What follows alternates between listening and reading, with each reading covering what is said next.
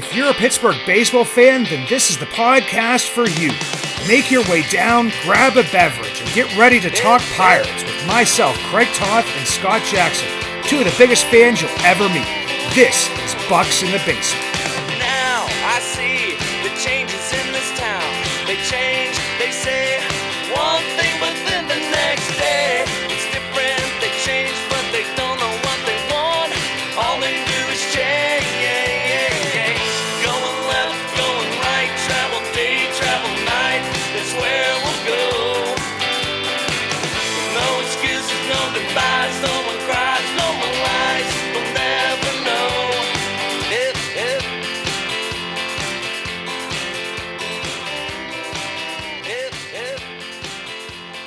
In less than 24 hours, I will be landing in Tampa, Florida, making my way down to spring training, checking my suitcase to see if Scott has packed himself away in it. I wish I could bring him. He will be coming next year, when we're still doing this. This one is a family trip.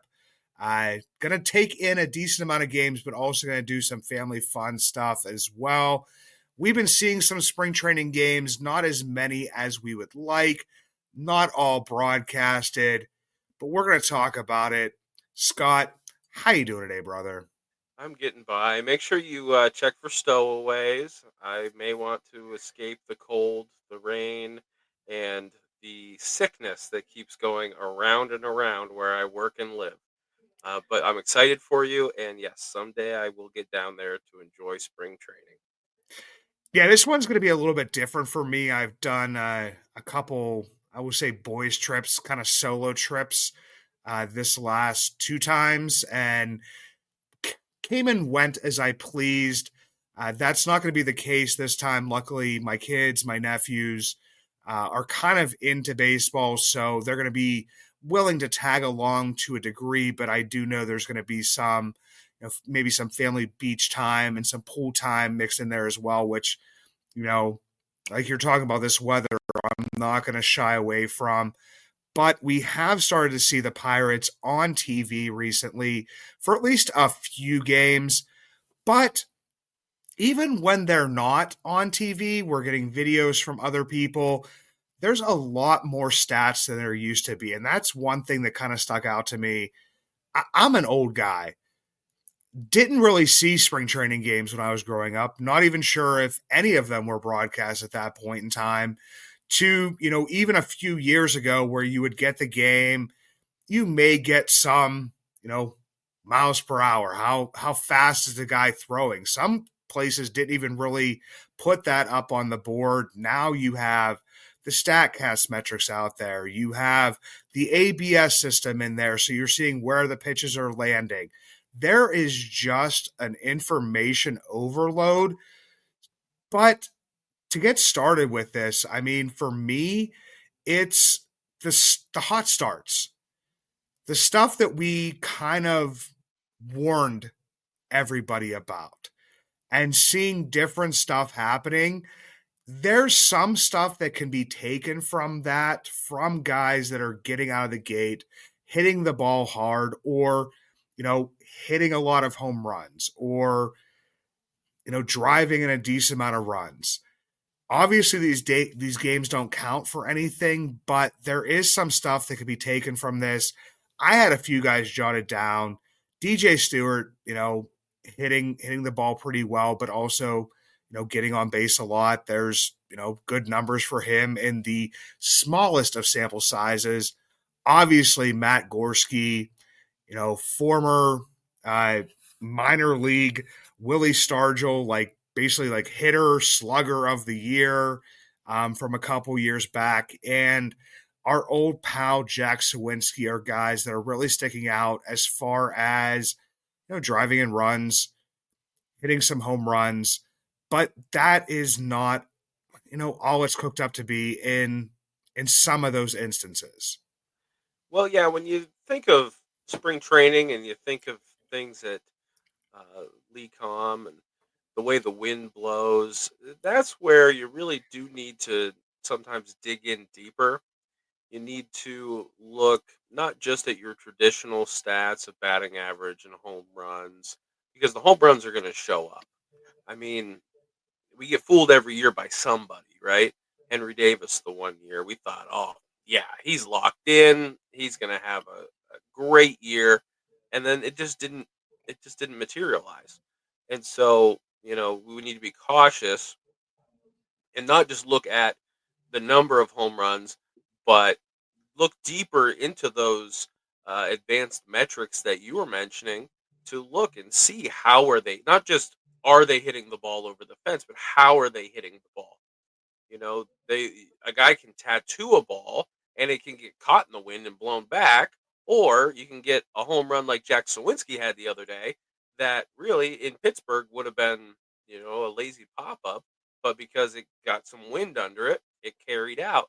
Now, him making contact is great and it's part of the process, and there's no shade thrown at that, but it's not just as simple as reading the box score and having an idea of what's going on in the games. You need to dig a little bit deeper and get your eyes on some of these, which is great because with those games being covered more and probably not as many as should be on TV, given the technology that we have currently, but it is better than it used to be. It used to be that they just put one or two spring training games on just to try to sell tickets for the early part of the season because the whole thing would be a commercial just for tickets, tickets, and this is what's going on. These are the promotions. These are the giveaway. Oh, by the way, yeah, okay, this guy's up the bat, but get your tickets. 1-800-BUY-BUCKS, right? We heard that a million times.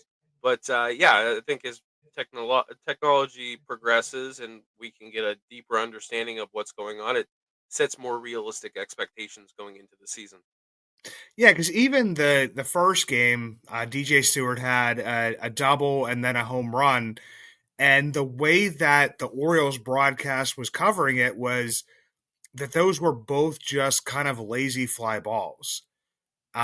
We've seen, little bumblings in the outfield where, and obviously they're going to be more, you know, friendly with what's an air and what's not an air for different types of things.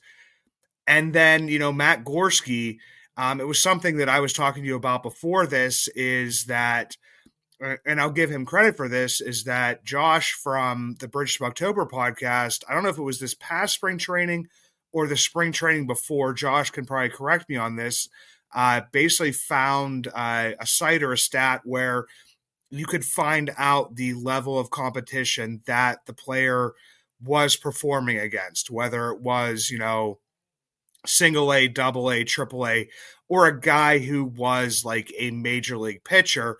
Not that some of those stats, matter as much. I believe that Henry Davis tattooed a ball off of Corbin Burns last year during spring training, but at least gives you an idea. Because with Gorski, I did a little bit of, kind of digging into that.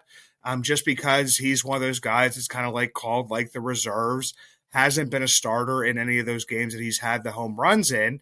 And the one guy finished his, professional career in double A last year, and that's the highest he's ever been. The other guy was a triple A pitcher last year, and the third guy was a guy that who had made it to the majors, but had not been in the majors and made his way back up since 2022. So take that for what it's worth. And this is not like downplaying, what Matt Gorski has done, the work that he's put in. He's a guy I was excited about back in 2022. He has put up really good numbers in Greensboro. You want to see how those translate for anybody that follows the Pirates minor leagues, how that is going to translate into Altoona. Go down to Greensboro, watch a game. It's a bandbox, especially for a right-handed hitter. A lazy fly ball to left field turns into a home run more times than not. Gorski got injured, was out with like a quad injury for, the majority of his time in Altoona, came back, did perform well there. But for Gorski, the biggest thing for him has been striking out almost 30% of the time, walking less than 10% of the time. And that has been a pattern for him throughout the minor leagues. A very athletic guy who can play all three outfield positions, has played some first base. And so people kind of want to find some excitement in that.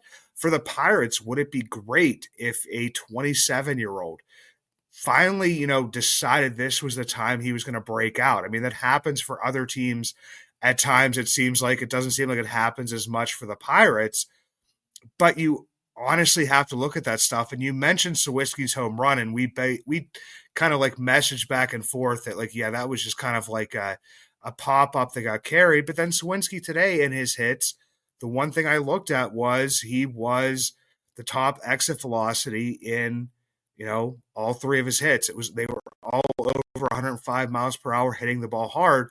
So that's something I can look at as well.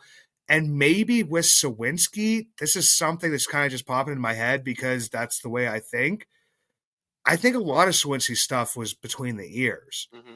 Yeah. And so if you get that one hit that maybe puts you over the edge mentally, that then all of a sudden you start seeing the ball better, like maybe I'll put that out into the world that maybe Sawicki kind of figures that out, because I feel like he just kind of got disgusted last year and was trying too many different approaches, got in his own head, and just kind of fell off a cliff.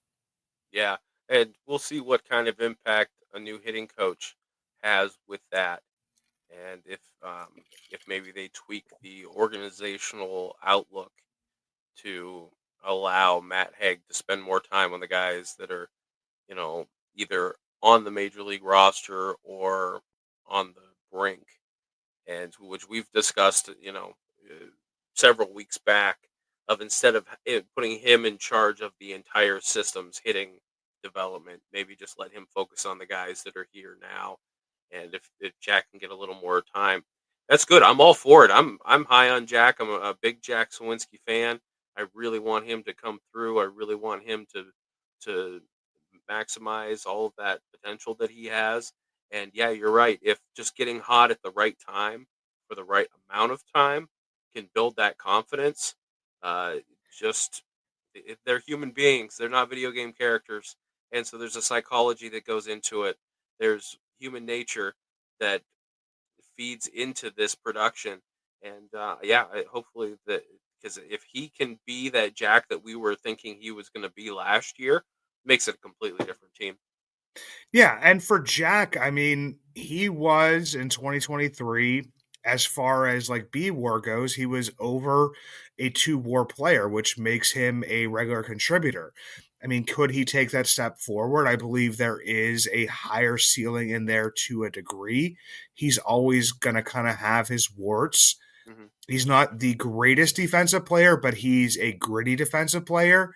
Um, early on in the spring training, he kind of maybe misplayed a ball a little bit, but then threw a guy out of second because he has that, Yeah. wherewithal as to where the ball goes. So he is a guy who is a student of the game, I believe, and I think he's a very gritty player, gets in his own head. But even if he is that 2 war player or 2.5 war player and is that contributor, that means so much more than the guy who was well below the negative war player that he was last year. And that, if he wasn't that last year, we've talked about this before, that kind of turns this season around a lot.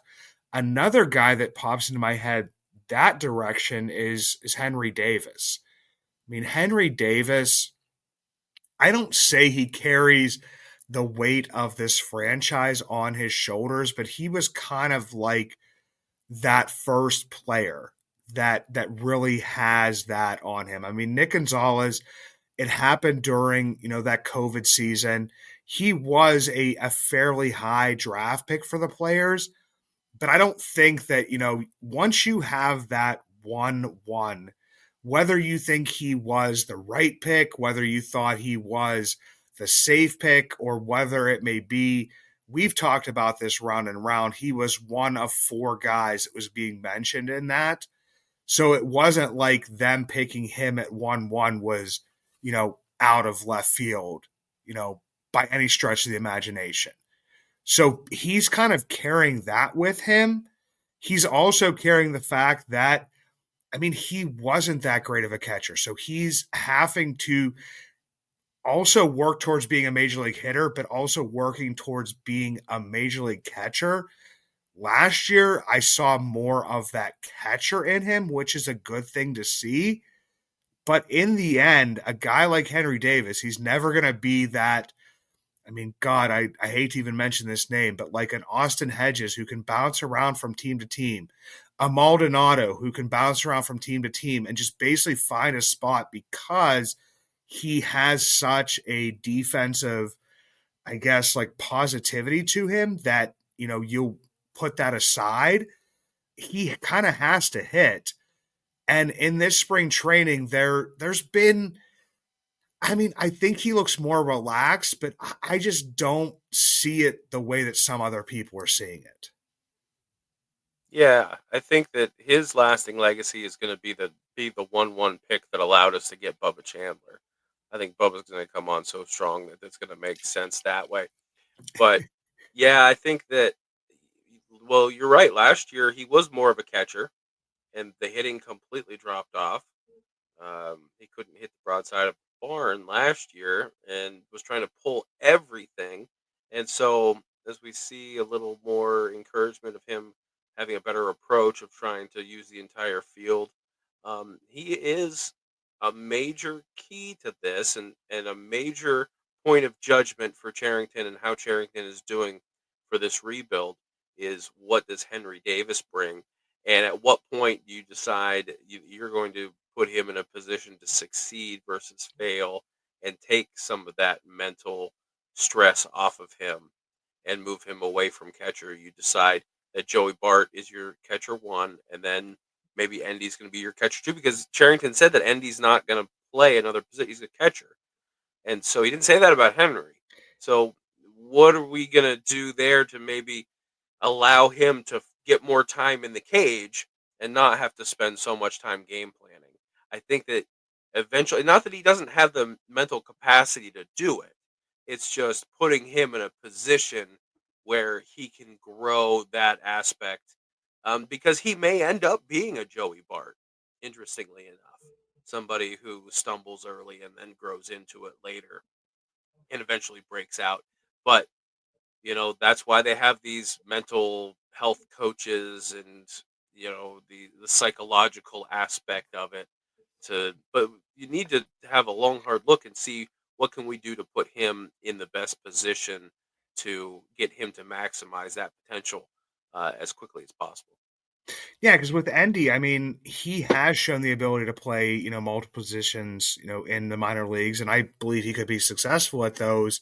I mean, obviously Henry has been a catcher his entire life and was put in right field. You know, you can say whether it was good, whether it was bad, but he was being brought up here for his bat.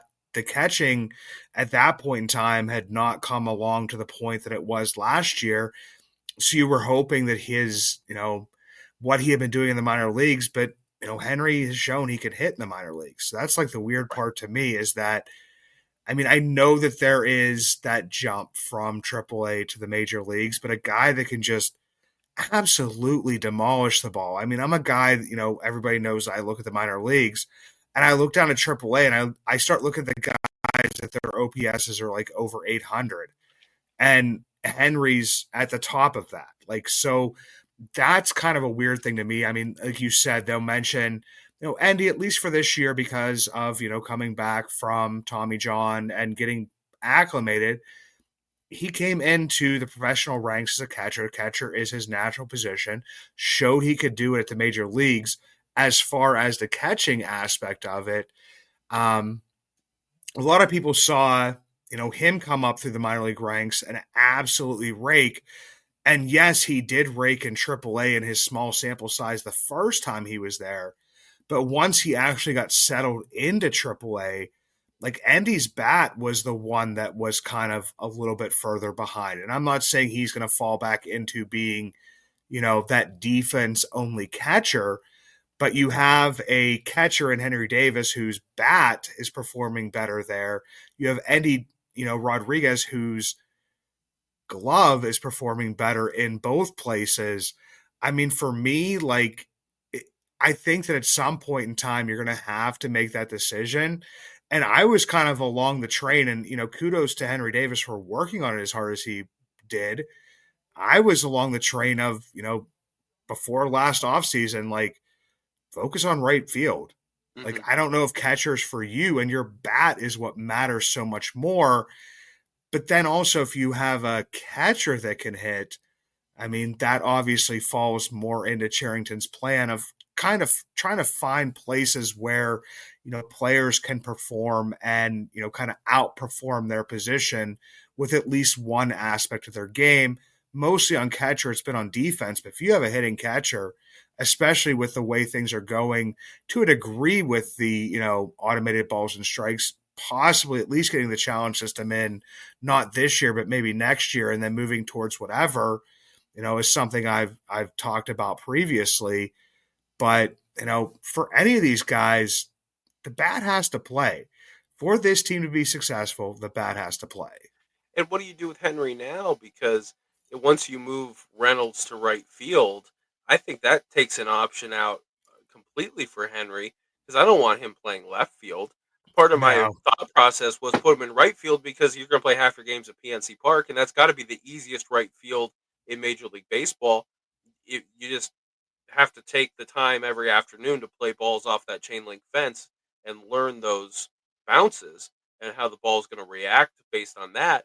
But the rest of it would be a a pretty easy um, progression to figure it all out as far as learning a major league baseball position would be. But throwing him in left field is not an option now. no. So you kind of shot yourself in the foot there. But the thought process is very similar for moving Reynolds to right as it was to put Henry in right.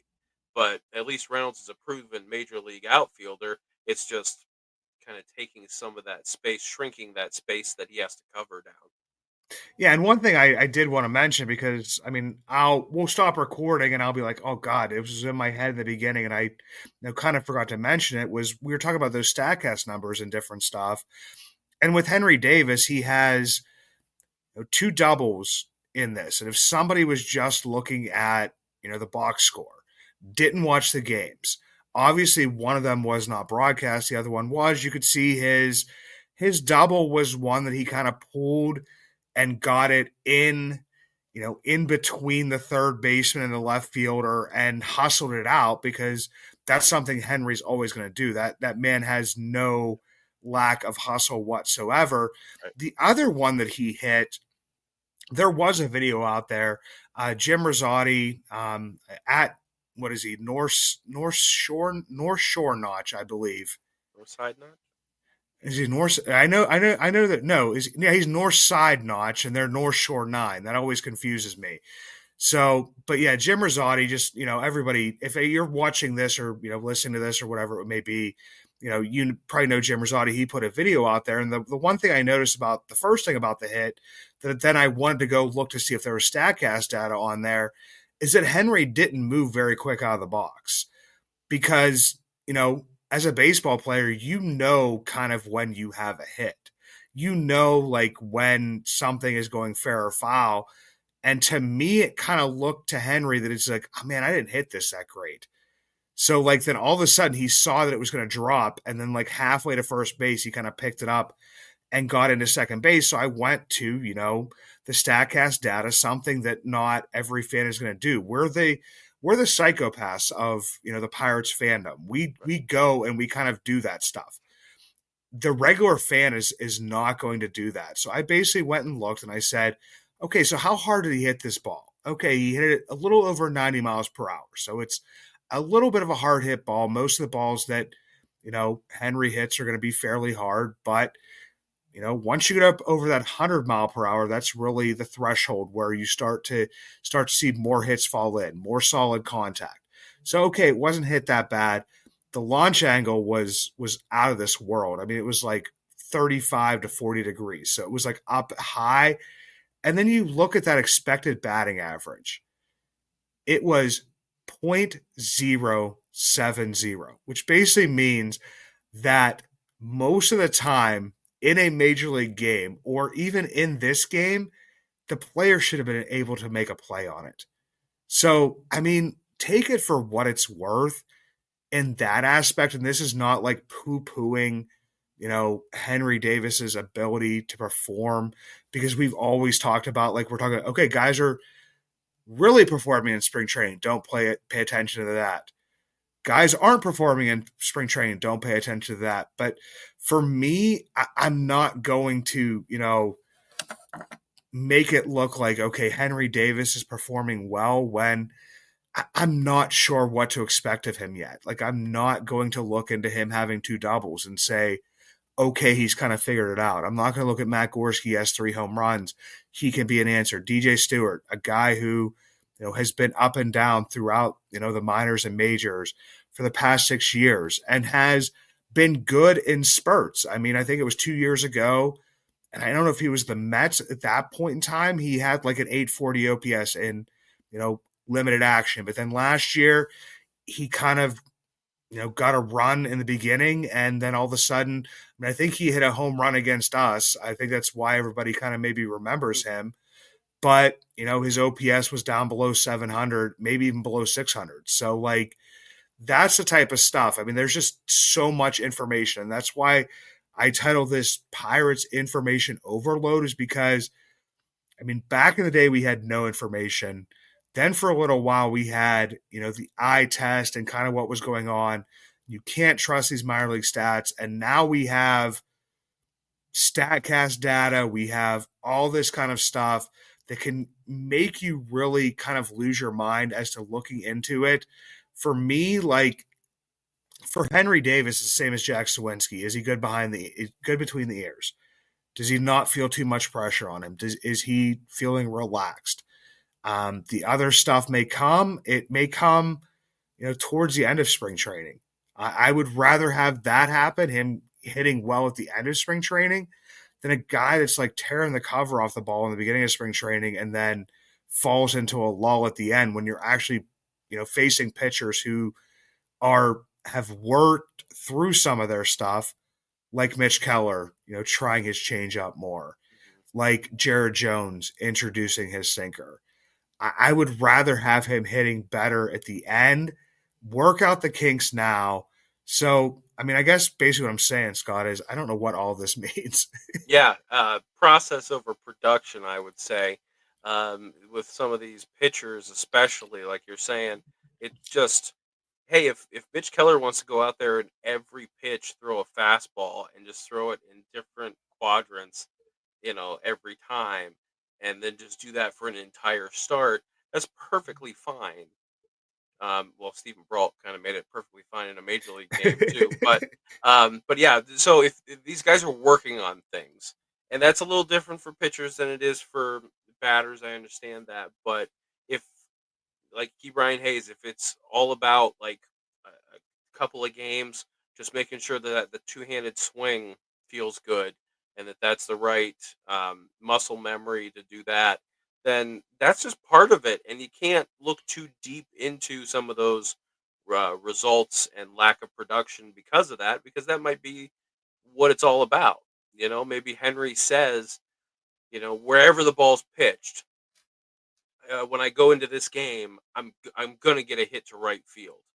That could be something that they do. That they just go up there and he lets good pitches that he could pull go by, just focusing on hitting it the other way.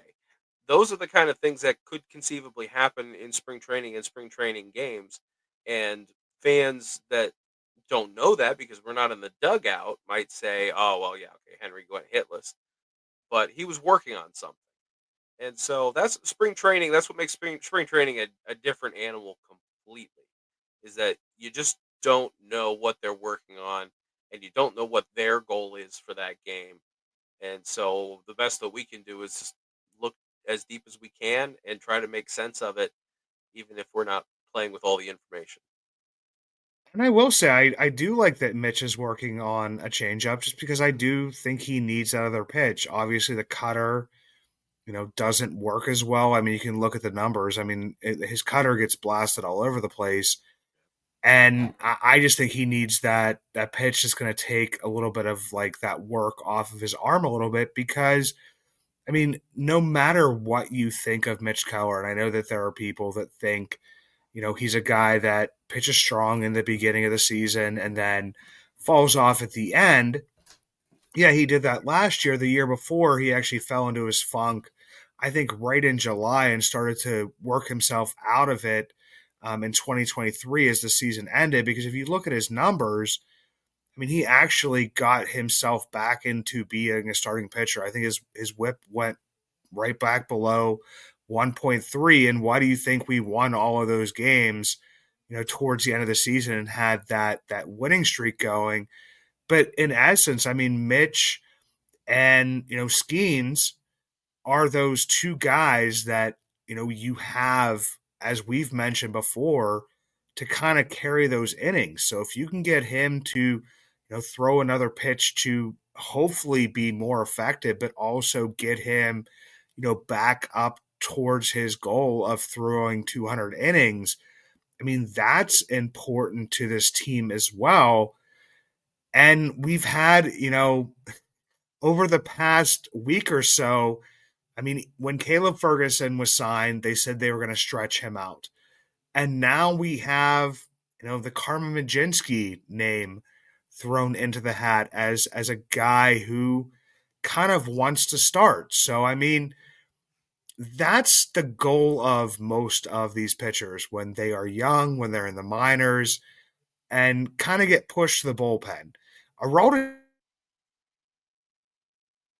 Chapman's actually an anomaly. He's a unicorn. He's a guy that came out when he's a little bit older and was always a reliever from the time he was in the minors. There's not too many guys that, okay, we draft you and we put you straight to the bullpen. Like, a lot of these guys get chances to start. Carmen Majinski was drafted in the comp round pick, so he was seen in that draft actually as a steal for the Pirates because he was a guy that was projected to go within the first round. They got him in a comp round just outside of that, was a starter in SEC school, didn't perform terribly, within the minor leagues. The last time, was in Altoona a couple years ago, and it didn't go great for him, but it wasn't like a guy that you would say, okay, we're just going to kind of give up on this. I mean, he's kind of trying to fight his way back to this. I mean, there's probably some reasons for this, but the Pirates also let him do it. So, I mean, I liked him in the bullpen. I had an idea of him in the bullpen, but I'm not opposed to seeing him in different roles either. Yeah, well, I guess you think of the psychology of it as these guys grow up, they're always starting pitchers, probably starting pitchers and shortstops, and that's something that, as time goes on and they move higher up, they continue to do that, and like you said, as they get drafted, and I'm sure that it's just as much a mindset. And I've been a starter, and that's what I want to be. That's where I feel comfortable. But it's also most likely a business decision when you see the kind of free agent contracts that relievers sign versus the kind of free agent contracts that starters sign. And I'm sure that that plays into it. It is a business. They are human. I think that he's, elite back of the bullpen, high level potential, so I'm nervous about pulling him out of that, especially since he hasn't been stretched out. But my eyes tell me that I get a little nervous when he gets into that second inning of work. But hopefully, by stretching things out, maybe that makes it a little bit better. We get a little more comfortable with that. Um, but I ultimately would like him to be in the back of the bullpen. I see him as like an eighth inning guy on this team. I don't think Holderman is quite ready to take that eighth inning job. He hasn't shown that he is, but Majinski has shown that he has what it takes to do that. But hey, as long as he's expressing it in the proper way, and that's what I think it was Charrington said that it's always been very respectful and very professional, and using the forums that are given to him to do so and let his intentions be known. Hey, more power to him. Yeah, and you always need a long relief guy. I mean, we saw Luis Ortiz fill that role last year and fill it very well, and then work himself back into a starter. Obviously, the previous season he was a starter, so he was a little bit more stretched out, had a little bit more innings, under his belt. But for Majinski, I mean, he's kind of seeing that, Luis, started out in that way and then was able to work himself into a starter's role. So, with him gone, and like I said to you before, I mean, even before he was gone, there's going to need to be somebody to fill that role. So maybe it's his way of working him back into that. I mean, right now, I mean, if you're looking, I mean, everybody I think is kind of looking to fill that Ortiz role because he Hmm. performed it so well last year. Yeah. I mean, and the candidates right now are Johan Oviedo, who I'm at this point in time, I was looking for, the medical reports that usually come out on Wednesday and didn't see, really anything.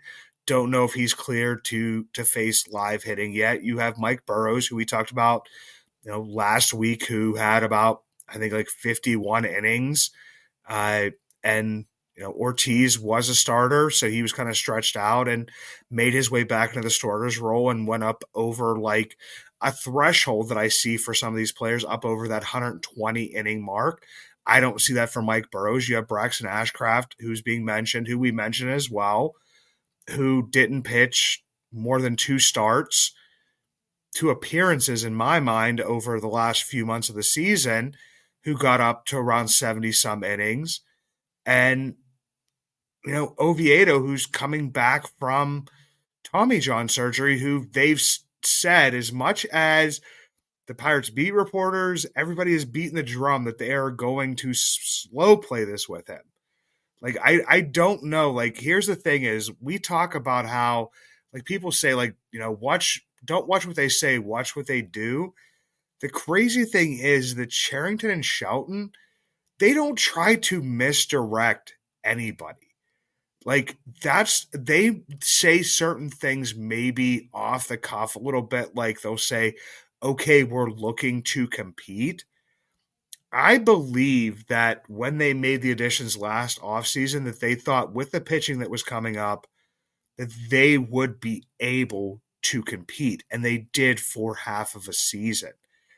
I think that they believe in these players at this point in time, that with the pitching they still have in place, that they'll be bounce back candidates, that they will be able to compete. So for me, like, I don't know. Like, it's just very weird for me if they say, okay, we're gonna slow play this, and everybody's just like, nah. Like, he'll be started. Like, I don't know. Like, until I see it play out and everything they've said so far, they said they would add players. They said there was positions of need. They said they were trying for trades. I mean, even Ben Charrington came out and said, we've been trying for Andrew Heaney, the last two times he was a free agent, and now we finally got him. Like, they're fairly honest with their answers. You may not like their answers. Hmm. They may not be the answers that kind of come to fruition at, points and times, but, you know, competing to me is kind of relevant. They mentioned the Arizona Diamondbacks the year before, and it kind of seemed like their goal was around 84 wins.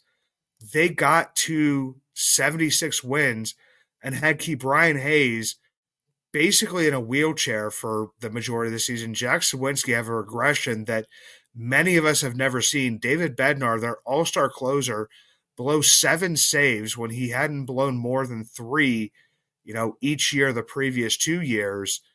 I mean, to me, like, 84 wins last year was fairly attainable. Yes, it didn't happen, but I just don't see, like, I mean, like I said, people call me a bootlicker. I know they will. But, like, that's the thing to me is, like, you're looking for something at this point in time. If you're trying to say, like, oh yeah, they're saying stuff that's not going to happen. Yeah. Yeah. Absolutely.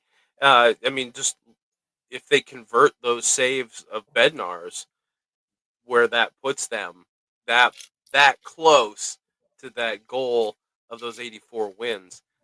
So yeah, that's something that I think that there's a lot of negative sentiment out there among Pirates fans But really, that is, and I've said it a million times, that's the product of how they ended last season. Really, they competed deep into the year after the trade deadline. They had the bones of a team that really could make something happen, and they've got pitching that's just as good, if not a little bit better than last year. They can get the bullpen. They've got more options in the bullpen. They got a deeper depth there for more arms, fresher arms, guys coming off of injury. Close those games out, and just even if the offense maintains, but you would hope that they in some of those positions take another at least a half a step forward. It ends up being a better team this year than it has been the last couple of years, and that's moving in the right direction. Well, you know that, DJ Stewart and Matt Gorski are each going to have like 20 home runs, 30 home runs this season. So we're all good.